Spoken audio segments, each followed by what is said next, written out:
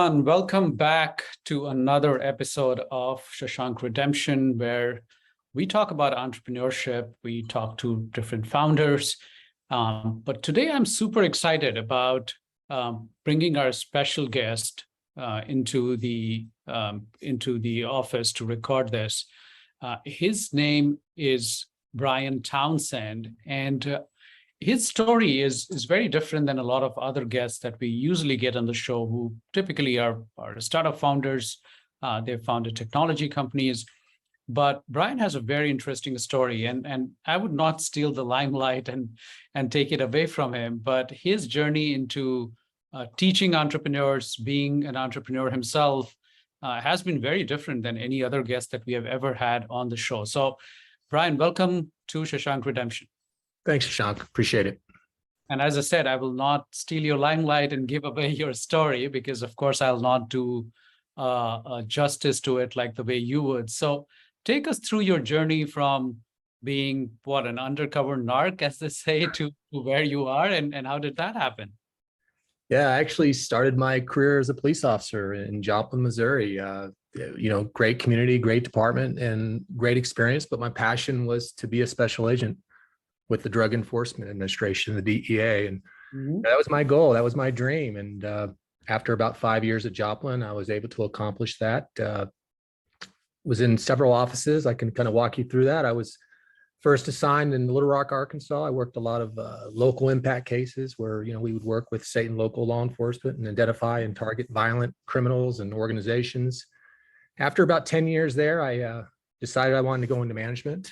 I was promoted to a first-line supervisor position in Corpus Christi, Texas. And I thought I had a pretty good foundation with 15 years of law enforcement under my belt. But what I learned working along the Southwest border was just absolutely incredible. And this was an interesting time period as well. The 2010s, there was fighting between two drug cartels, the Gulf Cartel and the Los Zetas. And their war and the violence was forcing a lot of the drug trafficking further east along the border, right into the area that my team was responsible for. And we were working significant seizures every single day. And I learned so much more about the border and about drug cartels and just about drug enforcement in general. After about 7 years, I was ready for a change, and I had an opportunity to come to Quantico, Virginia. Now, Quantico is the Marine Corps base, but on the Marine Corps base, two federal agencies, the DEA and the FBI, do all the training. And at Quantico, I was actually in charge of most in-service training. So in-service training for DEA is advanced training. So when our folks in the field, wherever they may be, when they need advanced training in specific areas, they come to Quantico. So my units ran programs like money laundering, conspiracy, and of course, all the leadership programs. And I was actually able to start and lead DEA's first leadership and development training unit. And that was awesome. When we were working with organizations, even major universities like Notre Dame and University of Virginia. And I'm really, really proud of the work that we did for our almost 10,000 person workforce. But after 5 years in Quantico, I had an opportunity to come back to Springfield, Missouri, and Joplin is within that area. So it was really special for me to come back to that area and run an office there and just, to come back where I started my career, because I knew I was going to end it there. And a lot of great success there. We operated all over Southwest Missouri, but I realized, especially after my time in Quantico, that, my passion was training. That's what I really wanted to do. And I'm proud of my time in law enforcement, and, no one entrusted my care and supervision was ever hurt or killed in the line of duty, but my passion was training. And I knew at this point in my life, I could have more impact in helping people, through training. So I left DEA at age 50, and a lot of my friends still say that, you're too young. That's crazy. What are you doing? And this may sound a little unbelievable, but for me, getting into law enforcement was about helping people. And I really, truly enjoyed arresting bad guys and taking drugs off the streets. But I knew at this point in my life that I had more to offer, and that's why I started Eagle 6 training. So that's my journey to where I am now. Wow, yeah, from Missouri Police Department to Quantico to Eagle 6. By the way, that's the name of Brian's company. It's Eagle 6 Training, and the website is eagle6training.com. Talk to us about what would have been extremely adrenaline pumping, infiltrating a drug cartel that you were part of during your time with the DEA. I mean, how did that happen? Of course, I mean, I'm sure you would only reveal the information that the public can know, but I mean, us being entrepreneurs and founders, that's not something we hear every day. Police officer, a DEA agent infiltrating a drug cartel. How did that happen? And what are some of the lessons that you learned from something like this? I mean, I'm sure there were tons of leadership lessons, because we usually as company founders and company CEOs think about our day-to-day job as very hard and difficult sometimes, but I can only imagine how hard it would happen to be part of an undercover agent with a drug cartel. Yeah, absolutely. And leadership lessons is where I wanted to go with that. A lot of people do leadership training, but that's what I wanted to be more unique and use my previous 30 years experience in law enforcement. And I knew I had a lot of interesting experiences and stories, but I didn't want to be the guy that just got up there and told a story. I worked some undercover operations early in my career, and in this particular story, I was able to meet some sources from Mexico who were dealing methamphetamine and marijuana, and I was able to deal directly with them. And again, I didn't want to just go and talk about this operation and tell a war story. Sure, I knew of course. Yeah. So from working hard to taking initiative or managing stress, I incorporated several leadership lessons along this story, along this journey.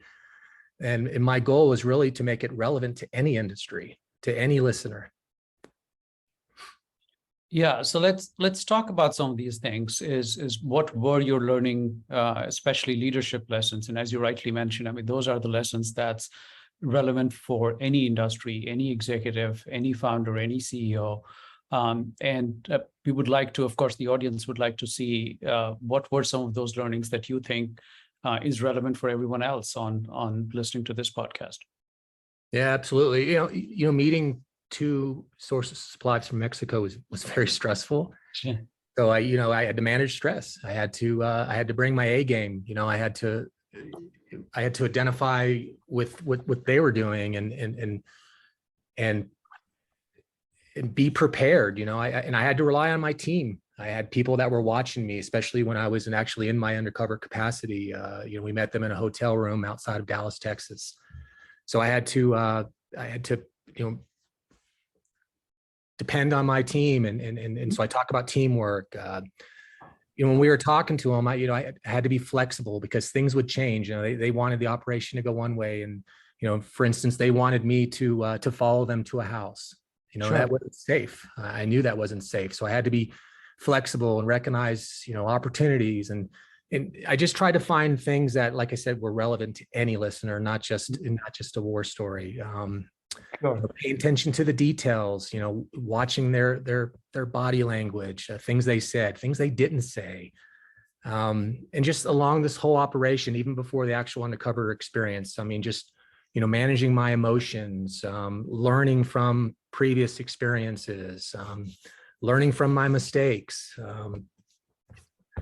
So Brian, yeah, let's talk about one of the things that you mentioned. Of course, you had to go through practically everything that a true leader should be good at. Of course, not everybody is, and that's why speakers and trainers and consultants like you come in with real life experience to help them get better at some of these things. Let's talk about stress management, right? One thing that you have mentioned a couple of times is the fact that it was very stressful, and understandably so, and in a very different environment. I mean, entrepreneurs also go through serious stress during, running a company or starting a company. What are some of the lessons, or what is it that some of the things that you are teaching other executives and management about finding balance and understanding stress? And how can they overcome that, or how can they get better at it? I'm sure overcoming and getting rid of it completely is probably unrealistic for some of us, but how do they find that balance, and how do they how do they get better at stress management? My answer is like what you just said, finding that balance. That's you have to find that balance, and you have to have realistic expectations. I think about my own career. Sometimes I had bosses I didn't like. I had coworkers that were lazy. I had people that did things that were out of my control. So I had to come into every situation with reasonable expectations, realistic expectations. The only thing I control is myself. So if I can control myself and how I approach things, I was better prepared, and the outcomes were usually more positive. Okay. That's the best thing. And of course, some of the things that we always hear, exercising, just managing stress, getting better sleep, eating healthier. I mean, those things actually matter when it comes to your overall health and stress. No, absolutely. And give us an example or two of, say, setting realistic expectations that you see either in the business world when you are speaking and talking to some of these executives, or from your own life experience, from the law enforcement life that you had prior to this. What do you mean when you say realistic expectations? That some things are not under your control. That like I said, I had bosses that would make decisions that I knew the team wouldn't like, or that I wouldn't like. I had coworkers that maybe didn't pick up the ball or the slack. They were lazy, and it was irritating because you didn't think that management was holding them accountable. I worked with attorneys at times that maybe they wouldn't charge folks when we thought we had the case. We thought we had enough to prosecute them. Judges sometimes made decisions. So I just tried to realize that those things were out of my control. That I can't change those people, and the only thing I can really change is myself. Sure. So if I approach the situations where I'm not stressed going into them, thinking, oh, this person's going to do that or this, that made things a lot easier. I just had more realistic expectations, and like I said earlier, the outcomes were a lot more positive. Yeah, great point there, that you focus on what you control, because there are a lot of things that we don't control, and we get super attached to it, or we get super frustrated by the outcome, even though we had very little to play in the outcome of that. But how do you, at a more tactical level, is this like a lifelong work in progress kind of thing, where you continuously kind of train your mind to do that? Because some of us know that that's what we should be doing, but when it comes to reality, we don't act like that, right? We still get super stressed about the fact. I think there is, a famous quote that I don't remember the exact quote, but it's about you being in misery currently for the future misery is because you expect that misery to happen, even though you don't even know yet, and you're already stressed about it. And I think Mark Twain said that I had a lot of miseries in my life, most of which never happened, is because he was kind of thinking into the future and getting stressed about it. So is this more like a continuous training of your brain? I mean, how would you train someone to have that realistic expectation and have the fact that you can only control what you can and you don't need to be stressed about it? Yeah, it is continuous. And you do your homework on who are you dealing with. When you go into a meeting, you have a sense of who you're dealing with, and you do your homework on the people. I knew that I worked with certain people that weren't capable of doing certain things. So instead of getting aggravated or upset or stressed over it, I had to be more realistic on how I would approach those people or get the outcomes that I needed from those people. So, that's a big thing. Just like I said, just doing your homework and understand who you're talking to and who you're dealing with. No, totally makes sense. Let's talk about emerging leaders, because a lot of people who listen to this podcast, they are founders. They may not call themselves emerging leaders, but that's what it is. When you start a new company, you are kind of an emerging leader. This is something that you have not done in the past. This is something that you're now getting kind of used to. This is something you have to be good at if you want to run your company well, if you want to run your life well. What is leadership for them, according to you, and what are the kind of skills that these emerging leaders should have or should master or get better at to become better leaders in the future? Yeah, absolutely. I love this part of a company because these are the people we really need to be focused on. This is the pipeline of folks that are going to be, running our teams, our groups, our units, maybe replacing us one day. And Mhm. I think about, we spend so much time recruiting, and that's a good thing. We all want the best talent, right? And we spend money finding these employees, and we onboard them, and then we introduce them to the supervisor.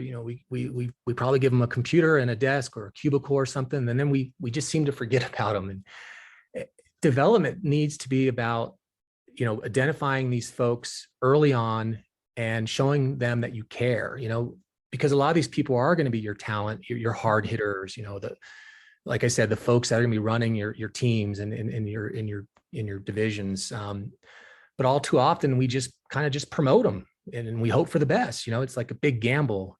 So we really need to focus on identifying who these folks are. And we already did this through recruiting and hopefully the interviews and the onboarding.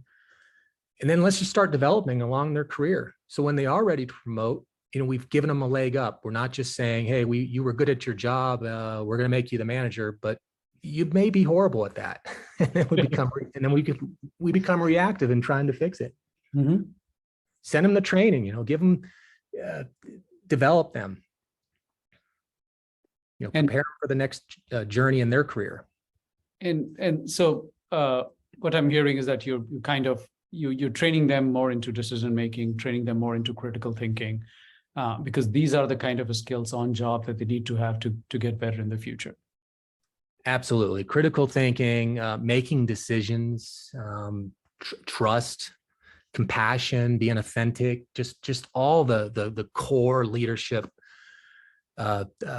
skills out there, just making them ready for that next level, because it's aggravating. I saw this a lot in law enforcement, and I see this a lot with organizations is we just take this gamble. We just say, hey, you were probably good with your job, and now we're going to make you the manager. And some people, let's face it, some people are really good at their work, but they're horrible managers because it's something you really need to work on. And to me, if we're going to invest time in finding these people, finding this talent, then we need to invest in making them the best that they can be and preparing them for that next level.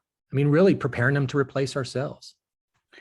So critical thinking and decision making, which is, I think, two sides of the same coin. It's something that I'm assuming, of course, I've never been in your shoes, but I'm assuming those are the two skills that would have been extremely critical, sometimes even just to survive, just to live with some of the job that you went through as a law enforcement officer. How did that shape your ability to be, say, a better critical thinker or decision maker? Were there certain elements that you were looking for, like other person's body language, or what was the current situation? Like, how would you go about being better at critical thinking and being better at making decisions? Because those two elements sometimes could be the difference between running a successful company to closing down the company, because you made some really bad decisions and now you're at a place where you are at a point of no return, so to say. So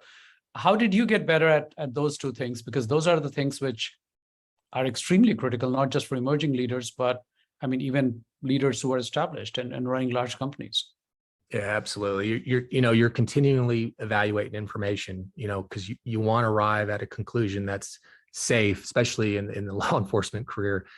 I think about traffic stops. I get so annoyed when I hear the media say the word routine. There's absolutely nothing routine about a traffic stop. They're absolutely dangerous. Anytime there's an encounter, you're dealing with people, you don't know what their intentions are, and moreover, most of the time they're not there to harm you, but Sure. Sometimes they are. So you have to be prepared. So a lot of that's just through experience, just constantly looking, the body language, like you mentioned, that's huge, especially in law enforcement, where are their hands doing? Where are their eyes? So you pick up on those little things, and over time you get a little bit better at them.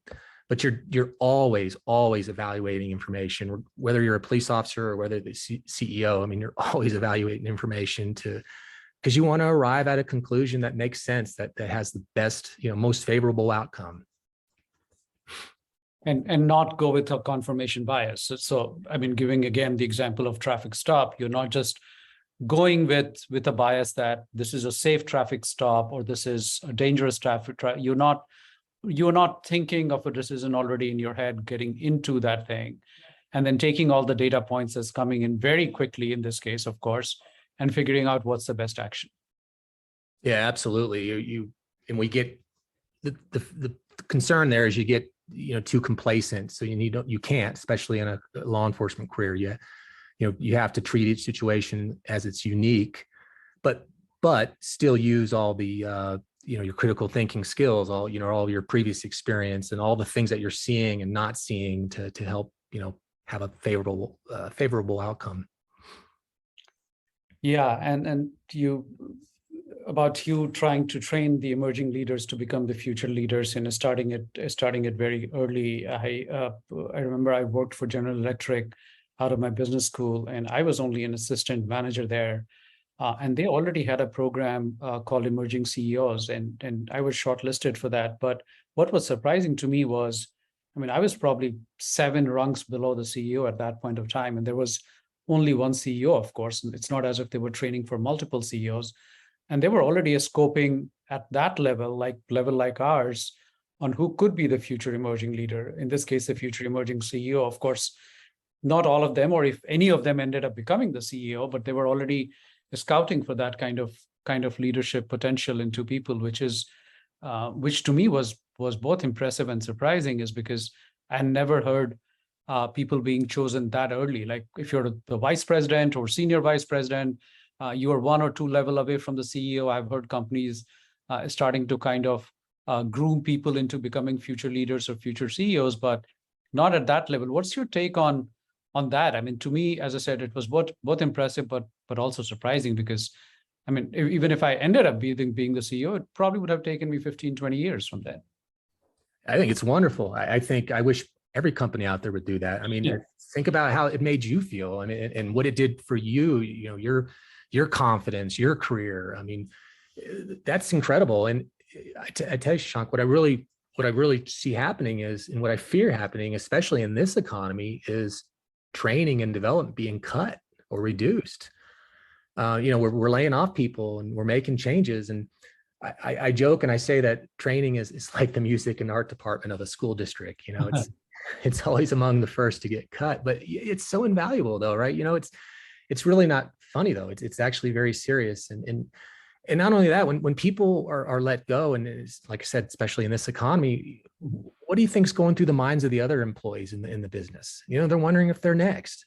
That's what's happening around the water cooler, or what's going to happen next. What additional changes are they going to make? And not only that, we're asking people to do more with less. I mean, this is the reality of what companies do, and people need to know they're cared about. And think about how you felt when they were looking at your development. Mm-hmm. I mean, you work harder, you trust people more, and in those type of environments and those type of cultures, it's a win-win. I get it. Companies, they want to stay in the black. That's absolutely why we do this, right? Sure. But there has to be a balance, and when you take care of people, they're going to take care of you. So if I'm asking people to do less, if I'm asking people to do more with less, they're going to do it if they trust me.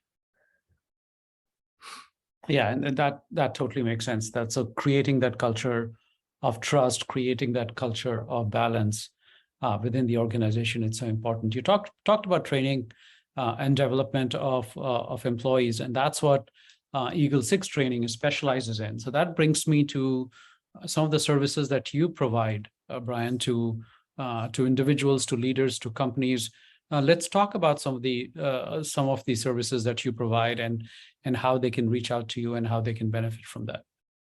Yeah, I think I have a really unique perspective on leadership, and my experience in law enforcement is relatable. It's transferable to other industries. I know a lot about crisis and risk because I lived it. I managed. Exactly. Yep. I led countless operations where I had to worry about undercover agents or informants, or we were making we're executing search warrants or making arrests, and these are things that I can that are transferable to business. And that's what Eagle 6 is about. You know, we have right now our services are around leadership, and there's still a few with with law enforcement components.